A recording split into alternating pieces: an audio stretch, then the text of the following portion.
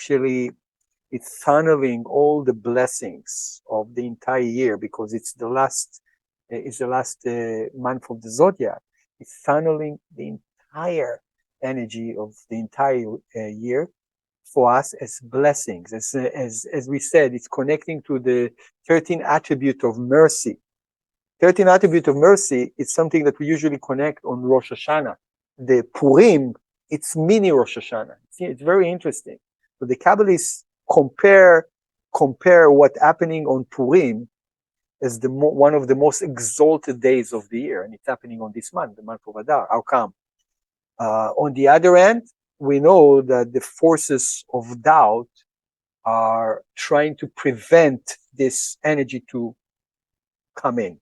Yeah. So the forces of that, the representative of those forces is the code name we know is Aman.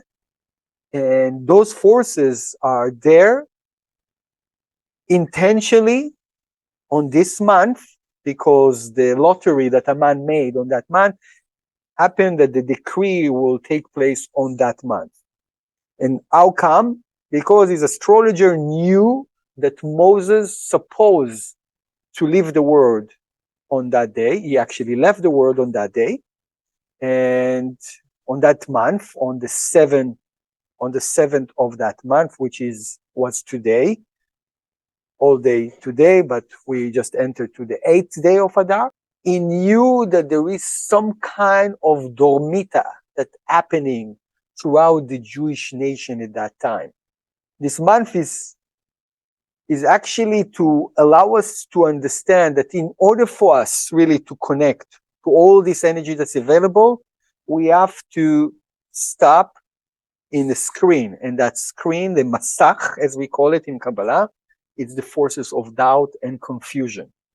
And only when we overcome those forces throughout this month, when we overcome those forces throughout this month, and especially we have the tool of Purim, all the tool of happiness that is must use on that month. It says, Mishenichnas Adar Marbim Besimcha. It says that we are obligated, in order to extract the light, we are obligated to increase in happiness. Tell me, someone that is doubtful, someone that is confused, someone that is skeptic usually is happy or a bit depressed and down. What do you think? He's down. Why? Because, he doesn't know where to go, right, left, which direction, too much information, lacking information. There are many reasons, but definitely it's reducing the level of happiness. And you will see, especially where we are, if we are in a winter time, it's even, increasing the melancholy mode, it's increasing there is less sun, there is less activity, we're a bit cold, it's uncomfortable, and all of that usually reduces the level of happiness. So what's the tool? Happiness no matter what. It's like to la'arbot. It means that I have to increase in happiness for no reason. It's a tool, it's not a result. That's what we need to remember. And if we're going to exercise it till Purim, and especially on Purim, because we know Purim, you're supposed to drink, you're supposed to celebrate, you're supposed to party, you are wearing masks, you can be whoever you want, whatever you want on that day, no limitations whatsoever. With this power, we actually surrendering and eradicating the forces of the opponent, the forces of confusion, the forces of uncertainty and doubt for the entire year. That's how powerful this month is.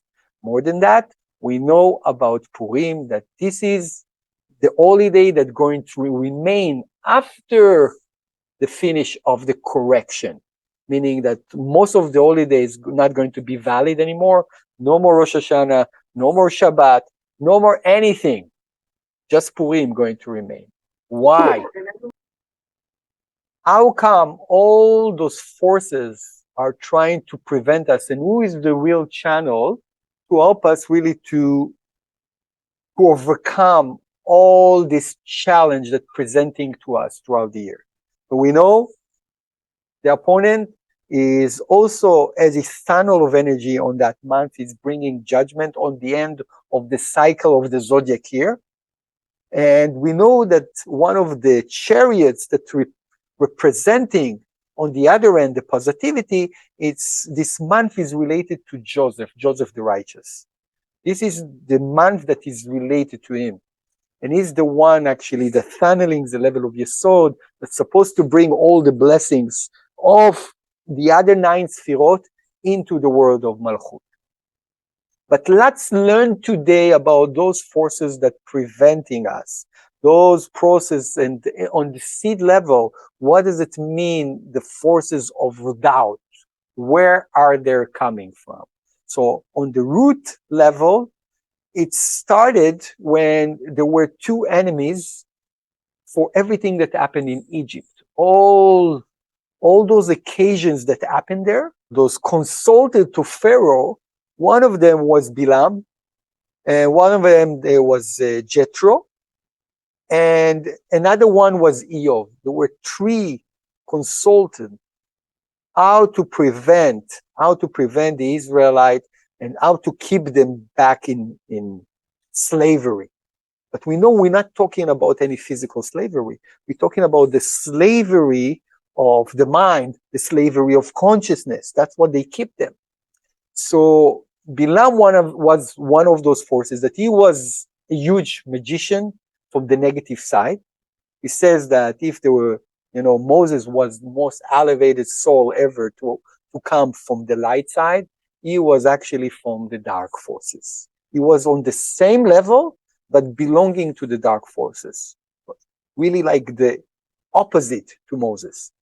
And it says that he joined together after the Exodus from Egypt, he joined together with Balak. Balak at that time was one of the king of the Moabians, and both of them were from the root of the Amalekian, which that's the nation. Amalek, it's also the code name that relates to confusion. And you will see in this slide that Bilam, his power was curses, and he used to do it through the code name called snake, like we know, like the serpent that tempted Eve in the Garden of Eden. It's the same kind of energy. And Balak has the power of magic. Okay? Now, if you look at the letters, you see the letter in black. From those letters, we can get 2 types of nation. One is Bavel, and one is Amalek. And if we mix the letters together, we can get what we call Bilbul. Bilbul means confusion. Confusion. Where the doubt starts? When there is confusion. Okay? So those forces and how the doubt really penetrate to someone, there is, but there is not.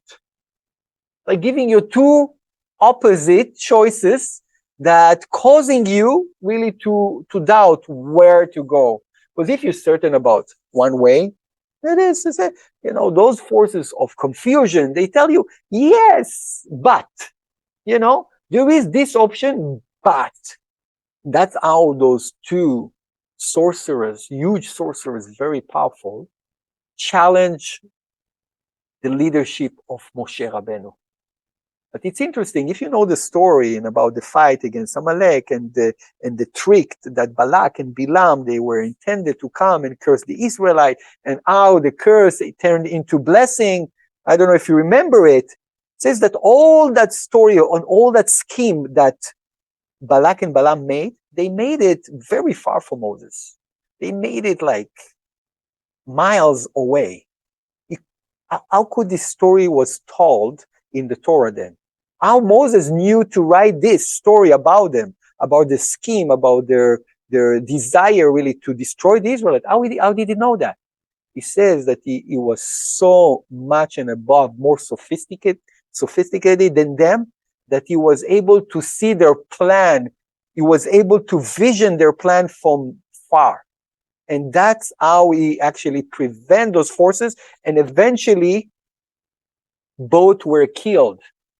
There is a fascinating story in the Zohar how Moses sent Pinchas, the one that entered the sphere into Cosbi Zimri, the one that actually stopped the plague. He was a very, very powerful spiritual warrior, even though he was a high priest, but he was a leader of the army of Moses.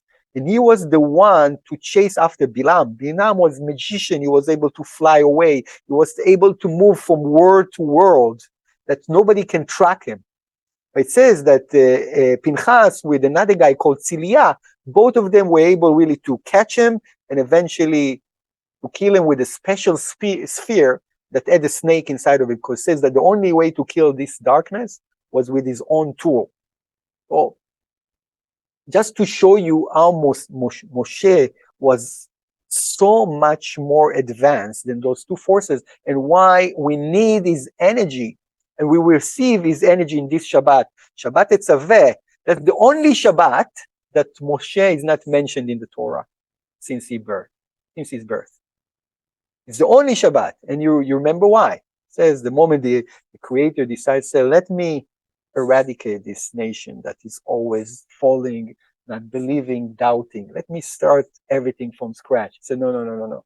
If you want to destroy this nation, the nation of the Israelites, you can destroy me, you can take me out of your book. So that's the only portion that the Creator took Moses' name out of his book. But it took just the physicality.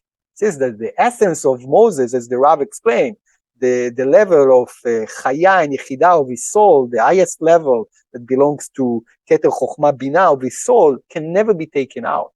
On the other end, it says that on this portion, on this Shabbat Etzaveh, we actually can receive an impregnation from Moses. We can, each and every one of us can receive his power, so we can fight those forces and what remain from those forces in the world. Because even though they've been killed, Bilam and Balak, and we know that that eventually through Balak there was the birth of later on of Agag, that also was an Amaleki, and from Agag that's where Aman came. So those forces weren't eradicated completely by Moses. He stopped those too, but the ancestors continue and they are still around us. And those are the two forces that relates also to what we call the mixed multitude, the Erev Rav. And those are the one that actually they just take us away from the path of the light, more into the path of logic, less of the path of unlimited light. They try to pull us towards that everything needs to make sense. But we know in the frame of the 99, it's very, very hard to make sense of everything, because there's so many parameters, there is so much wisdom, there is so much knowledge. And the reason why people are doubtful usually is because they're missing the right knowledge, or they're connecting to the wrong information. For example, there is so much of information right now available for us. Everywhere there is information. There is a production of content all over us. And now we have Chat GPT, and it can be automated, and it can learn the intelligence of all the human beings, and it can create content, and will create content that probably most of human beings cannot do it themselves with their intellectual. Why? Because it's taking the minds of all the people in the world, putting it into computer, and pulling out whatever content you need. Can you imagine? But it's a content that is lacking a soul. That's the problem of it. It's automated. This content is not just it's automated, it's also, there's no art in it. You understand? And that's the problem. That's where we're standing. And there are a lot of content like that exists all over in the internet, in the Instagram, in TikTok, on YouTube. And with all this avatars that suddenly even people that you're going to see talking to you, they're not humans. They are just whatever you call it. I don't know even how to call it, because they record humans, but they're just moving their lips. Where did we get to? And this is part actually of those forces of the Erev Rav, of confusion, of fake information that been giving to us and causing us just to be more confused. Because how could it be that now we have access to all the wisdom in the world? It's all available out there, but we have more confusion in the world, not less confusion in the world. How come? Because if you look, if you examine the history, if you process everything, even this, if you ask ChatGPT, for example, what are the causes for all the chaos that exists in the world right now? It's probably going to give you a smart answer. And you will see that the answer for it is because people are disconnected. They're disconnected from their abilities. They're disconnected from other people. They're lacking compassion. They're lacking the joy without reason. Everything is related and dependable on the result that we are trying to achieve. That's the level of happiness that we have.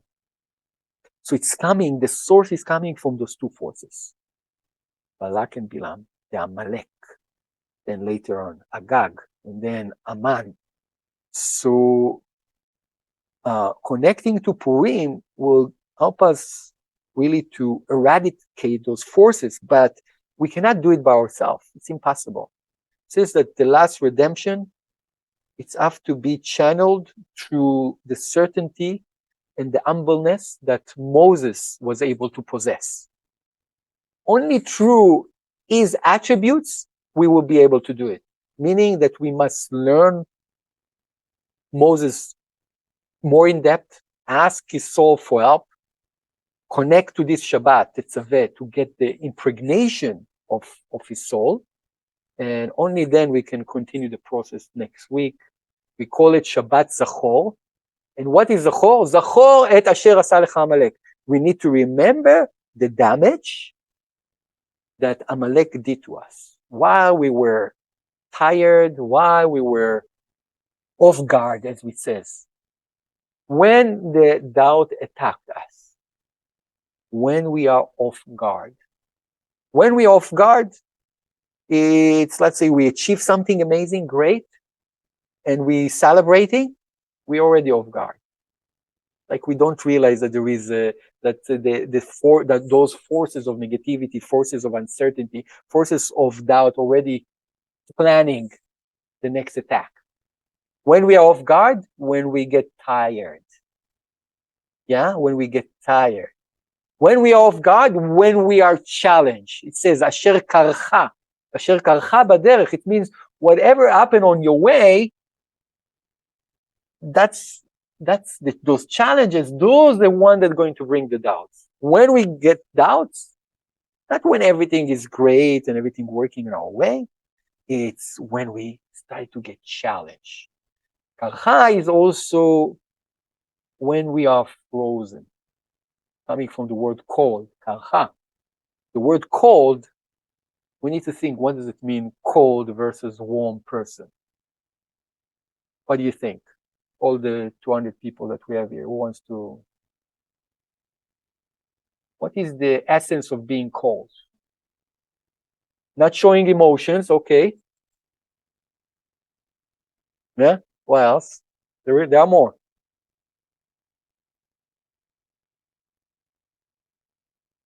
It's also not feeling the other person, yeah? It's not just showing your emotion, it's you are cold, you have this poker face because you don't get connected to the people around you. Yeah. Cold, it means like it's a bit also dead. Everything is being paused. It's like some people during the winter they hibernate. So they're like less movement. We stay home. We are isolated. It's like we hibernate, like the bears. They sleep in the winter. Yeah. So something is cold. Something put on hold. That's what cold is. When we do that, there is too much time really to rethink, to always process. I'm like rethinking and rethinking. And when we are chewing too much on our thoughts, most likely we're going to fall into doubt and confusion. Is that making sense to us?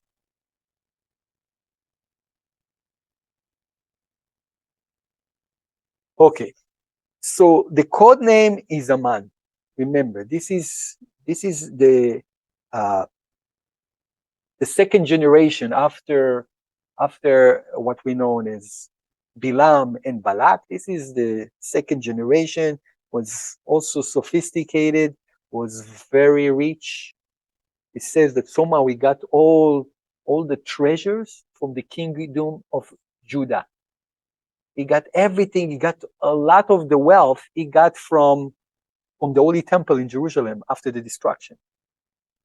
He got that wealth somehow. He was so rich, and he with this money he wanted to pay. He wanted to pay enough money. It says that it was the amount that he actually collected in order to complete his schemes against the Israelites was equivalent to like 10 cars built out of silver. Yeah? Imagine yourself, 10 cars, all silver. That's the weight of silver that he possessed. So that's what he used. But what he didn't know, and that's something that the Israelites using, in the last portion, we learned in Truma about Machatzita Shekel. It says what he didn't know that Moses already answered the formula that the Israelite will give before. So it says one of the most powerful things to do in the very first of the month of Adar is to give the Machatzita Shekel. It's an amount of silver that actually going against. It says that if we are bringing the tzedakah or the charity before he brings the judgment, we actually canceling his power. Okay? And what he said in the Megillah, in the Megillat Esther, ישנו עם אחד מפוזר ומפורד בין העמים בכל מדינות מלכותך. And this is a code name to understand. It says there is one nation that is spread out throughout the world among the nations, and he is within all your jurisdiction. That time Achashverosh ruled on, you know how many countries? 127 countries he ruled over. But we know that those Israelite souls, or what we call those spiritual souls that meant to be, they are spread out everywhere. They're spread out everywhere, and unfortunately, they're not in unity yet. It means that they didn't find their place of unification. So it's easier when someone is spread out versus, a community. If there is a strong community here, for example, which everyone knows exactly what they want, everyone's certain in their path, everyone's certain in their mission. Nobody can touch this community. They're powerful. They're together. Yeah. But he identified that at that time, those Israelites, they were spread out. They were disconnected. They were disconnected from the light. They weren't together. He said, let's take advantage. This is the time to destroy them. This is another hint on what causing us doubts. When we are separated, most likely we're going to end up in doubt. When we are in a mind-like place, we can support each other. So sometimes someone falls, someone is lifting him up. That's the power of community. That's the reason in Kabbalah Center we're creating community. Okay. Now a little bit more about this month of Adar. It says that the initial of Adar is Ra'ava de Ra'avin. It's very known two words in Aramaic. So it's related to being hungry for food, yeah? Ra'ava de Ra'avin. Eshtakach. So you see how the setup of the letters, the initials. So what is the Rava, the Ravi in Aramaic? It means that this is the desire of all desire. This month represents the awakening of enormous desire that can come from each and every one of us. But there is the other force, and that's the force of doubt. It's the force of forgetfulness. Okay? Remember, this Shabbat calls Zachor. It's that we need to remember what the Tao did to us. But why we don't remember?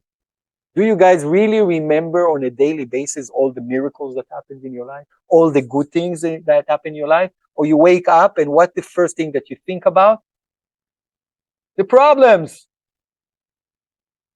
Such a stupid thing to start the seed of the day with. And we cannot control it. It's crazy. I'm like working on it in the past few weeks, months. Why should I wake up with worries? Let me start, and just thinking that's going to be an amazing day. Why I need to connect to worries? Because the first thing I'm connecting to is the worries and the problems. How can something else going to come up out of it? If that's the seed of the day, isn't it? So we have to, this is the reason, because we have this forgetfulness mind that doesn't remember also that all those worries that we have 5 years ago, they're already resolved. They're already okay. I handle them and great things happen. So why I'm not connecting to that in the morning? That whatever there is, there are solutions and there are amazing things that are about to happen today. Why? If I have unlimited thought within me, I'm sending a vibration energetically, chemically to the body of unlimitation.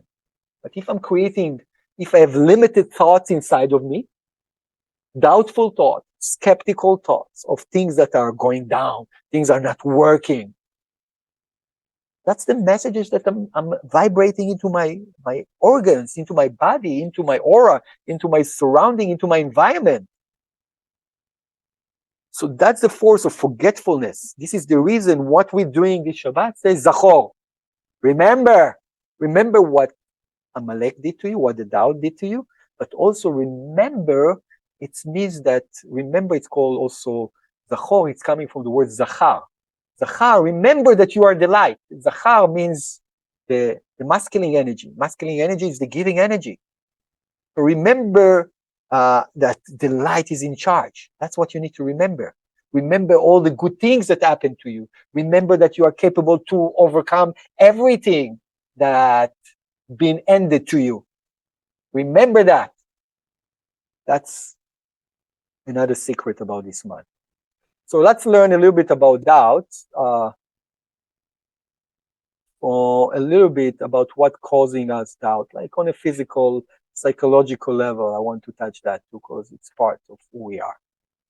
So when we have lack of information or overflow of information, when we do not have all the necessary information or understanding of a situation, it can lead to confusion and doubt. In such cases, seeking clarification or additional information can help us to elevate confusion.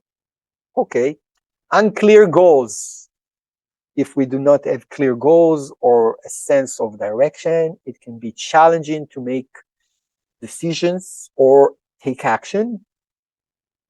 Solution: creating specific goals and objective can help provide clarity and direction. Fear: when we connect to fear, we all connecting to fear on one level or another. Fear of failure, fear of rejection, fear of the unknown. It can cause doubt, confusion. What we can do, identifying and addressing the underlying fears, can help overcome them. Fear in Hebrew is called pachad. If you switch the letters around, it's turned into dachaf. Dachaf, it's a force that pushes you, not really repulses you. Dachaf, it means that you feel that if you have this fear, you have the energy inside of you, say, oh, I have to overcome it. That's how you switch fear into being proactive. A contradictory information. When we receive conflicts, information, or opinions, it can be challenging to make informed decision. In such cases, seeking additional perspective or doing more research can help clarify the solution, the situation. Okay, absolutely. I have a problem. I try solving it in one way. I read one book. That wasn't enough. If I keep myself curious and I'm seeking for more, the nature of the light is really to give us solutions and to give us the answers for everything. Therefore, if I am persevering, eventually I will find the answer. Overthinking. Overthinking or dwelling excessively on a situation can lead to doubts and confusion. Okay, so letting go of things that are beyond our control can help to elevate such confusion. Lack of self-confidence can cause doubts about one's ability or decision. Developing self-confidence through practice and positive self-talk, okay? Positive thinking, affirmation can help us to overcome it. External pressure from others, such as social expectation, peer pressure, can lead to doubts and confusion about one's own belief and values. Learning to be true to oneself and setting boundaries can help to elevate such confusion.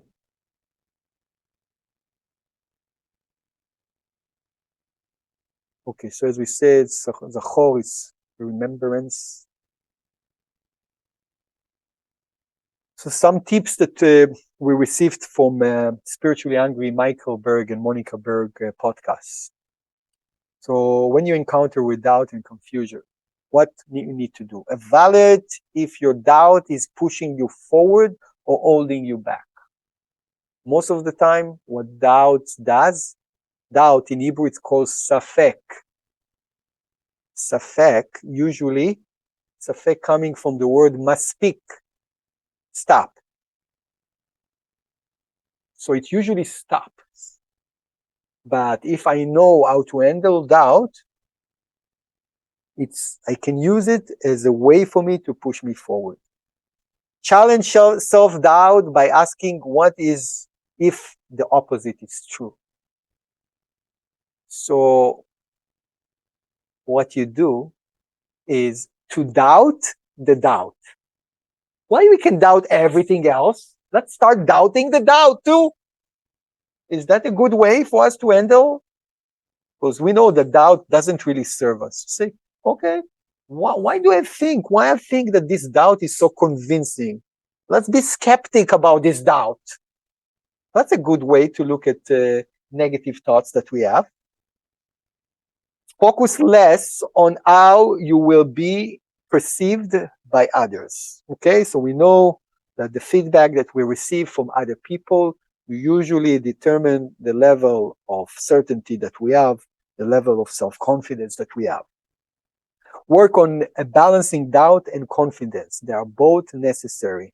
So the idea is that, those forces of negativity, of lack, of doubt, of fear, they must be there.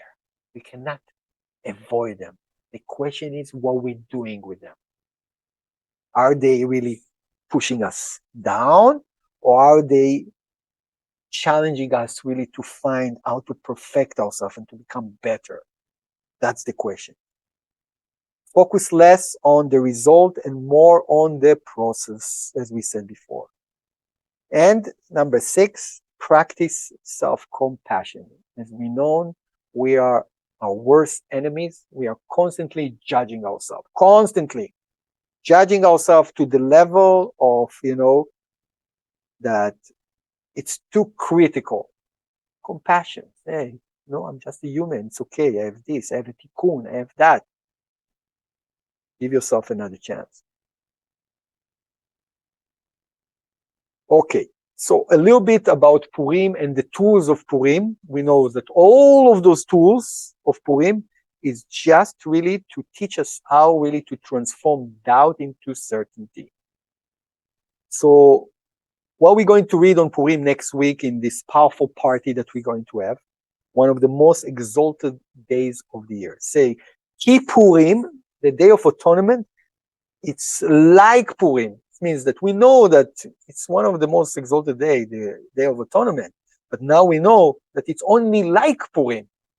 It says that the level that we achieved on Yom Kippurim was what we call tshuva out of yir'ah, doing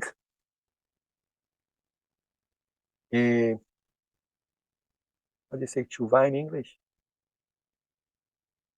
Yeah, repentance out of fear.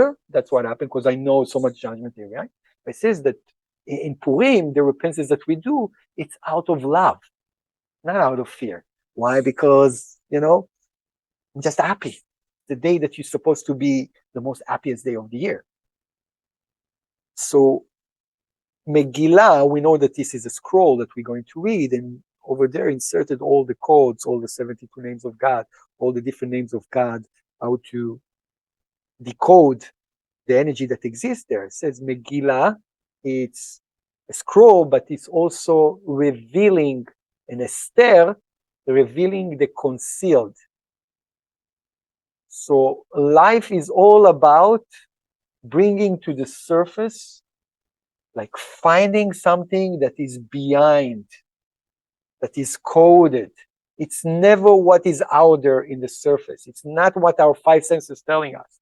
It's something that is above. So it's all about revealing what is concealed. This is the purpose of why we're reading the Megillah.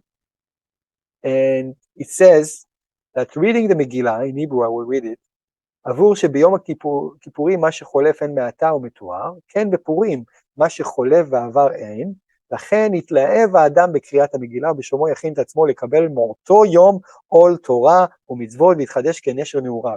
יכוון שבכל דיבור שיוצא מקריאת המגילה נברא הערה, ובכל דיבור נברא מלאך אחד, מזה התלהב לב האדם שיעלה במחשבתו, שמכל דיבור ודיבור שמח הבורא בו ונברא מלאך. This is from Rabbi Levi Yitzchak from Berdichev. He says that like the Day of Atonement, Yom Kippurim, that we are erasing our past and it's already been purified, the same thing happened in Purim. Everything that passed, like it doesn't exist. All our past mistakes, we can eradicate them. Therefore, the person should be very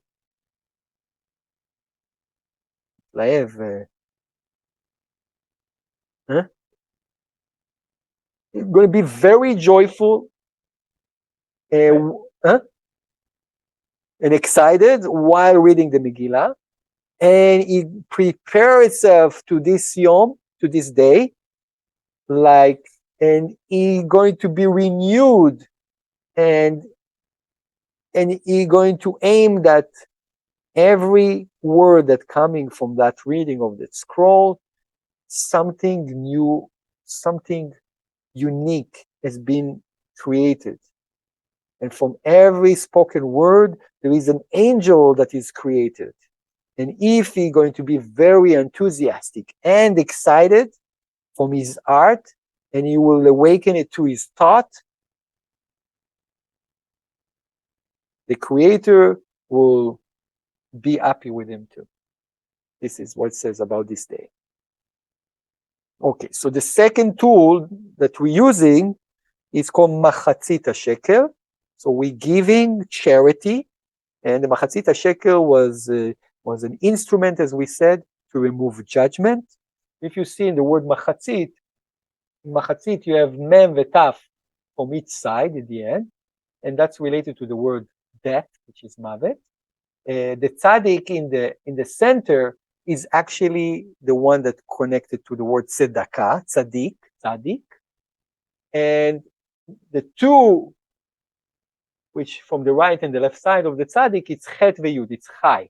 It means that tzedakah, the power of charity, removing death for me and making me more alive, removing judgment.